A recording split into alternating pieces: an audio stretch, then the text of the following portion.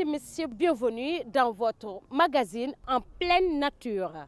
En pleine nature, c'est votre magazine qui explore toutes les questions liées à l'environnement et sous toutes ses formes.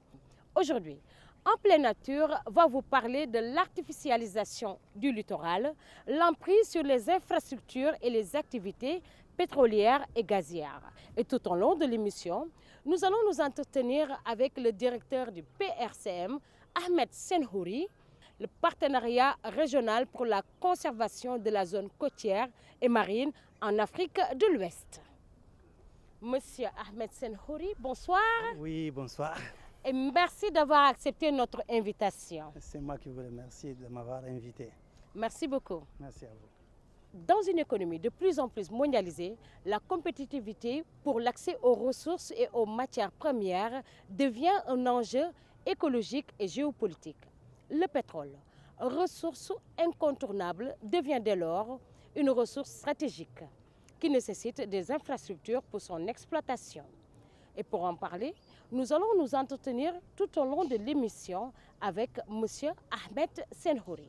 Donc, comme je vous le disais tantôt, M. Ahmed Senhouri, nous allons parler de l'artificialisation du littoral, de l'emprise sur les infrastructures et les activités pétrolières et gazières. On a constaté des pans entiers du littoral privatisés au détriment des populations. La construction des hôtels, des digues, des maisons, bref, aucun espace du littoral n'est épargné par ce péril écologique. Monsieur Ahmed Senhouri, qu'entendez-vous par artificialisation et quel est son impact sur le littoral? Oui, merci beaucoup. On entend par artificialisation la construction d'infrastructures sur la côte, le développement d'activités humaines qui sont perturbatrices de la dynamique du littoral, la création de nouvelles villes sur le littoral.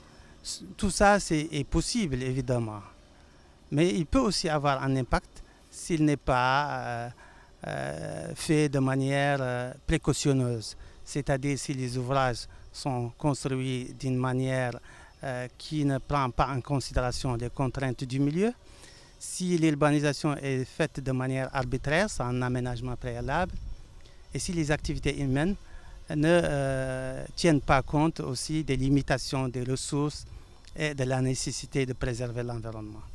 Sachant que aussi ces explorations et la production même de ces pétroles et gaz se passent sur le littoral. Et dans ce littoral, il existe des espèces. Quelles sont les espèces menacées par rapport à cette exploitation? Oui, les espèces menacées sont nombreuses. Pratiquement toute la biodiversité marine et côtière peut être menacée en cas d'accident. Mais elle peut être aussi menacée en cas de pollution chronique, parce qu'il peut y avoir toujours des pollutions chroniques qui ne sont pas accidentelles. Il y a surtout les ressources halieutiques, le poisson, qui est quand même donc une espèce importante pour nos pays. Mais il y a aussi la mangrove, qui est un refuge important pour la pêche et qui a une importance aussi socio-économique pour nos pays. Il y a les herbiers marins, mais il y a aussi les cétacés, d'autres espèces comme les tortues marines, les oiseaux d'eau et autres espèces. Pratiquement toute la faune et la flore marine est menacée en cas d'accident. D'accord. On parle en termes de risques et de menaces par rapport à l'exploitation du pétrole et du gaz, mais j'espère que le pétrole n'a pas que seulement des inconvénients et des risques également. Existe-t-il des avantages par rapport à l'exploitation dans les zones côtières et marines? Oui, l'avantage principal, c'est qu'il apporte des ressources, des devises pour les États. Il faudra que ces devises et ces ressources soient utilisées d'une manière optimale, évidemment. Si elles ne le sont pas, l'avantage ne peut pas être considéré. Le pétrole amène aussi de la technologie, évidemment. S'il est développé de manière intégrée dans l'économie nationale, il peut apporter des emplois. Et il peut apporter une amélioration des conditions de vie. mais à condition qu'il soit intégré dans l'économie nationale, qu'il ne soit pas exploité en mer et transporté depuis la mer vers l'acheteur. Et dans ce cas, les États ne reçoivent que des devises. Il peut avoir aussi des retombées positives dans la mesure où il développe les connaissances, parce que les études d'impact environnemental qui sont réalisées permettent de développer la science, la connaissance, donc sur la biodiversité, sur la faune. Il peut toujours avoir des effets positifs. Tout de suite, nous allons voir un élément qui va parler des infrastructures sur le littoral, mais l'emprise sur les activités et infrastructures pétrolières et gazières. Longtemps considéré comme un lieu de développement économique, en Afrique de l'Ouest, le littoral regorge d'énormes activités. L'espace côtier ouest-africain fait face donc à d'importantes mutations, donc qui sont en fait liées donc au développement que nous connaissons actuellement des infrastructures portuaires, industrielles, touristiques, gazières, pétrolières, hydro-agricoles, minières et de transport d'une manière générale. Et ce développement s'accompagne donc d'une pression sur les écosystèmes et en particulier sur des sites sensibles comme les sites de ponte de tortues, comme la mangrove, comme les herbiers marins d'une manière générale et également la biodiversité. Artificialisation parce que effectivement parfois pour lutter contre l'érosion côtière par exemple, on crée des structures qui ne sont pas naturelles, qui proviennent d'éléments étrangers et qui donc permettent de protéger le littoral. Mais pourquoi on a recours à cette artificialisation? C'est justement parce qu'il y a ce phénomène d'érosion. Une urbanisation qui contribue à la densification de l'espace bâti sur le secteur littoral.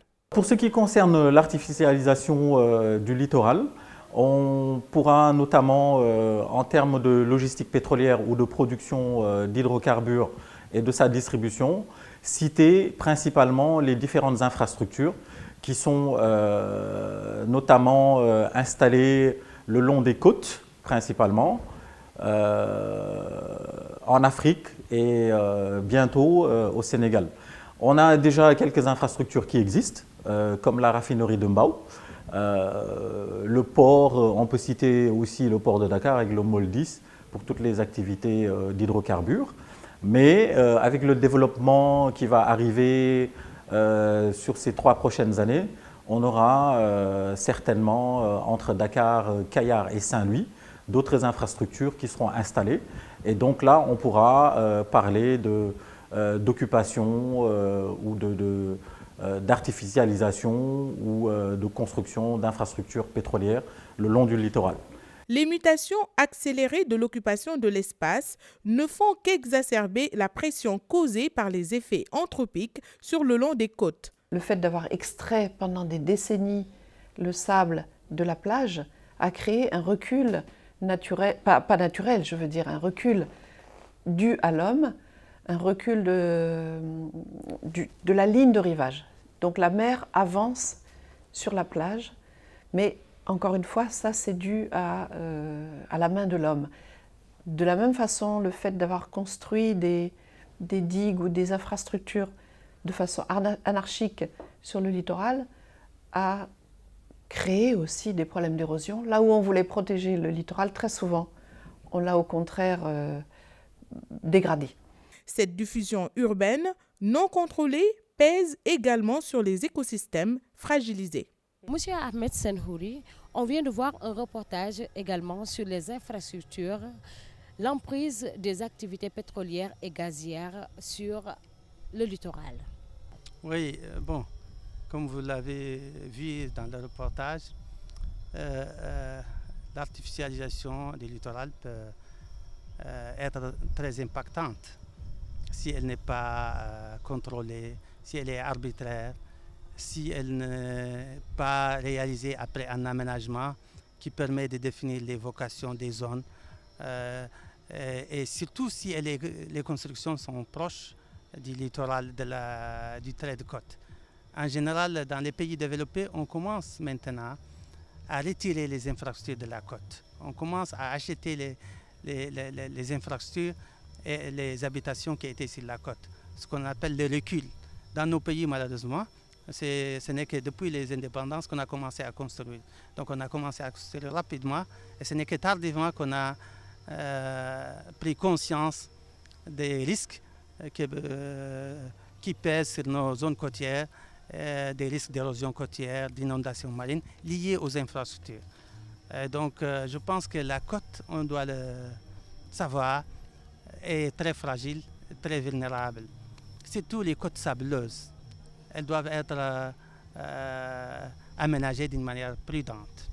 Vous venez de dire que les côtes sont fragiles, d'où l'importance de les préserver pour la survie de l'écosystème. Par rapport à ces menaces et ces risques, quels sont les enjeux de la cohabitation entre l'exploitation du pétrole et du gaz et les populations locales? Il faudra que l'exploitation du pétrole et du gaz ne viennent pas chasser les populations de leur terroir.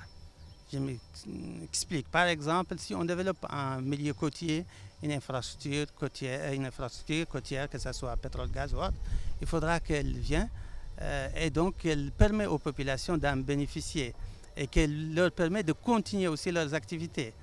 Par exemple, si on veut occuper un espace par une plateforme pétrolière, on doit délimiter les contours, donc de manière à permettre la pêche aux pêcheurs qui pêchaient avant.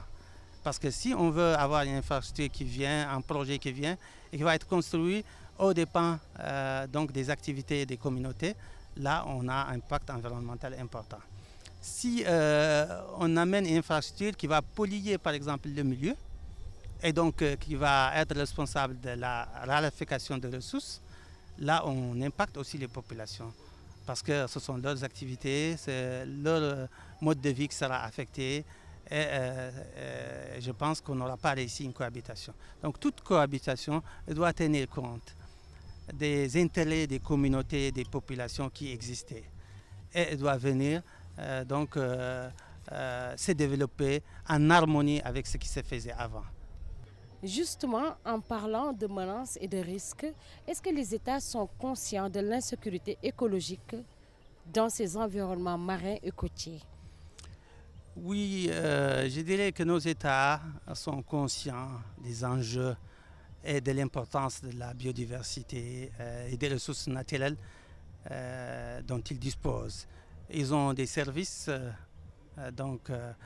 étatiques qui sont compétents, surtout dans la préservation des milieux côtiers. Il y a des aires marines protégées, il y a des espaces conservés, il y a des plans d'aménagement. Nous avons quand même dans nos pays des compétences et des services qui sont conscients des enjeux. Il faut noter également qu'en Afrique, il y a plusieurs pays qui mènent des opérations d'exploration pétrolière et gazière. Ce qui veut dire, je vous donne le cas du Sénégal. On en est aux phases d'exploration. Mais il y a aussi des contrats qui sont en train d'être signés par rapport à l'exploration également. Ce qui veut dire que toute l'Afrique est intéressée par le pétrole. Oui, ces derniers temps, il y a une ruée vers le pétrole. Évidemment, parce qu'il y a des découvertes qui donnent des indicateurs qu'il existe d'autres ressources, d'autres réservoirs. Et donc, parce que aussi la technologie s'est développée. Avant, on n'arrivait pas à faire des explorations dans des profondeurs importantes. Maintenant, avec la technologie, on arrive à faire des explorations dans des profondeurs importantes et avec aussi des technologies qui permettent de découvrir des opportunités qu'on ne pouvait pas découvrir avant. Et justement, en parlant de technologie, nous allons lancer le reportage sur les technologies utilisées pour l'exploration et la production du pétrole, les menaces et les risques qui s'y trouvent. En Afrique de l'Ouest, une grande partie du littoral de nombreux pays a été artificialisée, soit par le réseau routier littoral, les aménagements portuaires ou les plateformes pour l'exploitation du pétrole. On pourra notamment, en termes de logistique pétrolière ou de production d'hydrocarbures et de sa distribution, citer principalement les différentes infrastructures qui sont notamment installées le long des côtes principalement. Au Sénégal, depuis 2014, les découvertes de pétrole de classe mondiale ont été faites au nord de la péninsule de Dakar.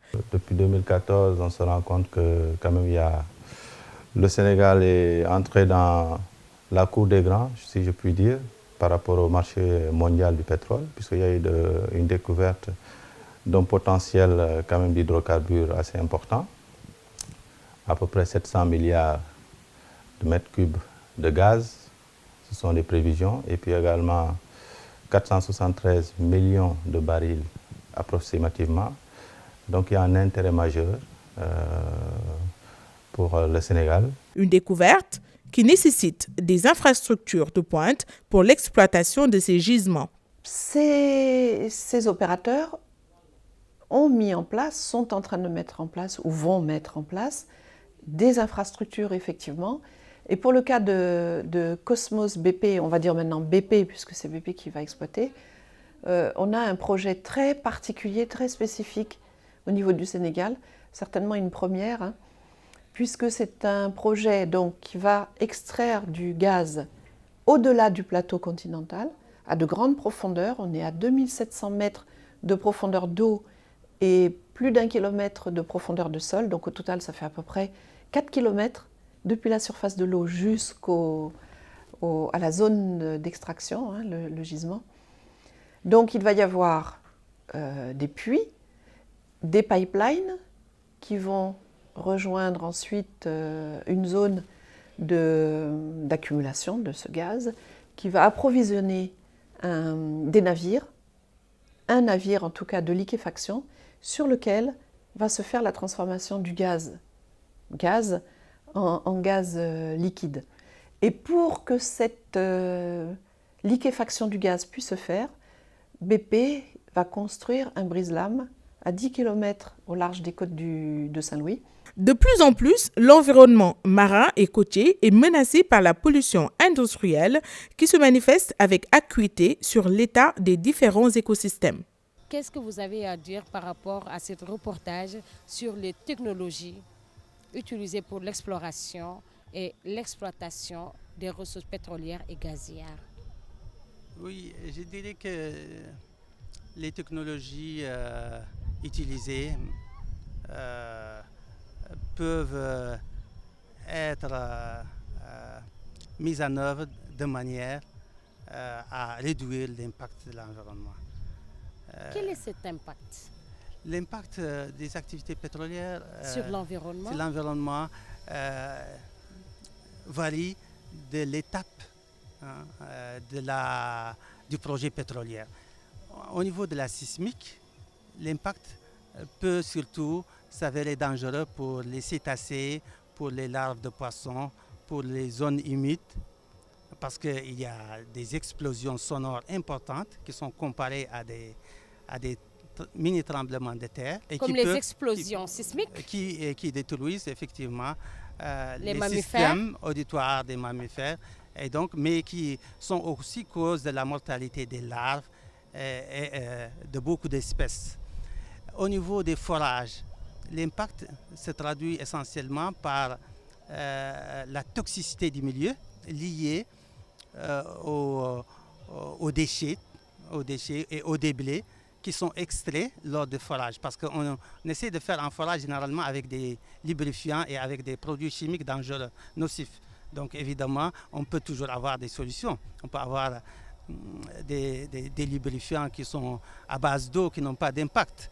Mais en général, ils ne sont pas aussi efficaces que les lubrifiants nocifs. C'est pourquoi les multinationales préfèrent utiliser donc les lubrifiants nocifs.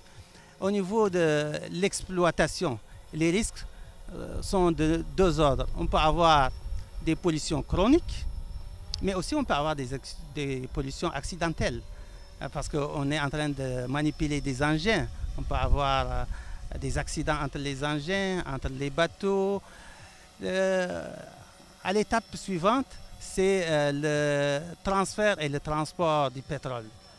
Lors du transfert du pétrole de la plateforme vers un bateau, on peut toujours avoir un accident. Il y a également des fuites de pétrole des fois. Oui, les fuites, oui, il y a toujours des fuites. Comme je l'ai dit, c'est ce qu'on appelle la pollution chronique, des fuites, mais il faut les limiter. il y a des normes et des standards qui sont acceptables. Mais il y a des fuites qui sont des accidents parfois légers, des accidents qu'on arrive à contrôler rapidement. Ce qu'on espère, c'est de ne pas avoir un accident qu'on ne peut pas contrôler. Et Dieu sait que ça peut arriver. Ça s'est arrivé aux États-Unis il n'y a pas longtemps. Ils n'ont pas réussi à contrôler l'accident pendant quelques semaines. Donc le pétrole, c'est quelque chose de très important, mais en même temps de très dangereux. Donc il faut une synergie d'action, également une étude d'impact sur l'environnement pour la préservation de l'écosystème par rapport à l'exploitation du pétrole et du gaz. Et ça aussi, nous allons essayer de voir aussi un élément également qui va nous parler des mesures prises pour lutter contre ces menaces et ces risques de l'exploitation du pétrole sur l'environnement marin et côtier. Au-delà des passions suscitées par cette question du pétrole, il est particulièrement important de se projeter sur les conséquences aussi réjouissantes que dangereuses qui peuvent en résulter. Le risque zéro, ça n'existe pas. Donc il y a toujours la possibilité qu'il y ait des fuites, qu'il y ait des accidents. Il peut très bien y avoir, on ne le souhaite pas, mais le navire de liquéfaction, pour une raison ou pour une autre, un appareil à pression mal réglé ou je ne sais pas quoi, il peut y avoir une explosion. Et là, c'est dramatique. Il peut y avoir des fuites de gaz. Il peut y avoir, après, plus tard, s'il y en a, des fuites de pétrole.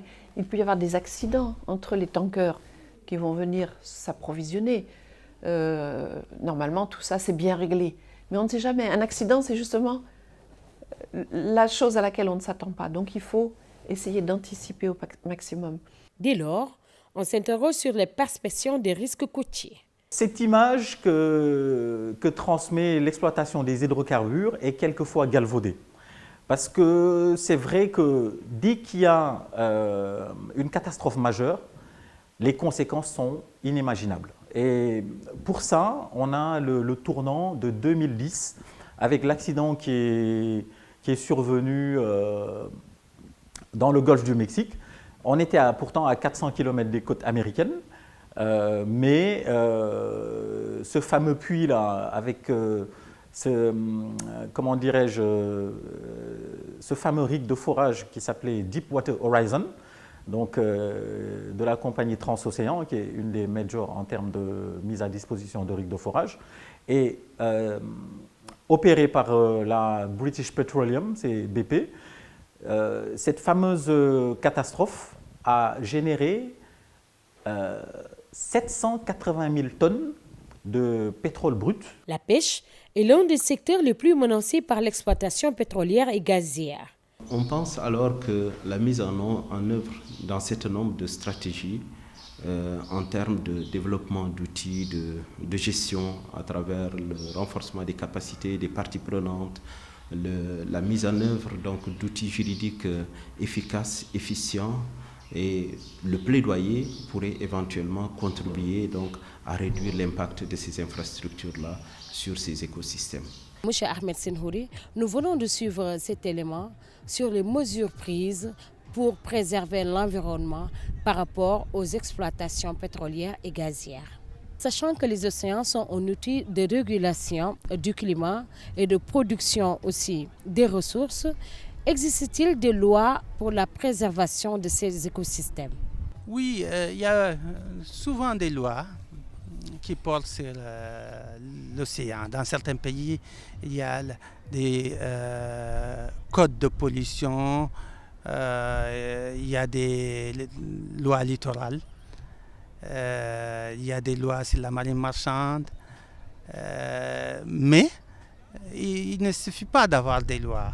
Il faut avoir des décrets d'application, il faut que ces lois soient applicables. Et c'est à travers des décrets d'application qu'on peut les appliquer. Il faut surtout avoir la volonté de les appliquer et de suivre ce que la loi dicte.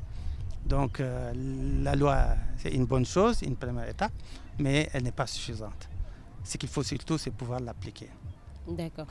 Selon vous, quelles sont les mesures de gestion appropriées pour réduire l'impact des infrastructures?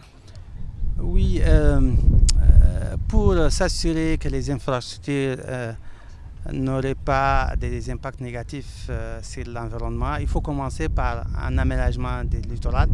Chaque pays devra avoir un plan d'aménagement du littoral qui détermine les vocations de chaque zone, là où on peut implanter une infrastructure, là où on ne peut pas le faire, là où on doit préserver la biodiversité, là où on doit développer des villes urbaines, des villes et des agglomérations urbaines. La deuxième chose, c'est la mise en place d'un cadre réglementaire adéquat qui gère les activités humaines et les infrastructures en milieu côtier. La troisième chose, c'est de renforcer les capacités, à la fois humaines, mais aussi matérielles, des institutions en charge du contrôle de l'environnement, du suivi de l'environnement. La quatrième chose, c'est mettre en place un cadre aussi de suivi de l'état de l'environnement, comme je l'ai dit tantôt, qui permet donc d'accompagner le développement des infrastructures, d'orienter et de redresser des projets qui ont été développés et qui ont eu au cours du développement probablement des impacts sur l'environnement. Quelle est la mission, le rôle joué par la PRCM dans cette artificialisation du littoral par rapport à la préservation des écosystèmes? Le PRCM est une coalition d'acteurs, ici de 7 pays de l'espace Afrique de l'Ouest, qui a comme objectif la préservation des ressources naturelles du littoral et qui travaille et qui accompagne et qui appuie ses membres pour la conservation du littoral ouest-africain. Nous comptons mettre en place un panel d'experts qui sera disponible pour aider les acteurs qui le souhaitent et leur donner les conseils et avis nécessaires, notamment dans la lecture des évaluations environnementales et des études d'impact, dans la fourniture de conseils et d'avis techniques et scientifiques. Monsieur Ahmed Senhouri, merci d'avoir accepté notre invitation. C'est moi qui vous remercie. Merci bien. Merci également à vous, chers téléspectateurs, d'avoir suivi cette émission. Nous vous donnons rendez-vous pour un autre numéro de l'émission En pleine nature.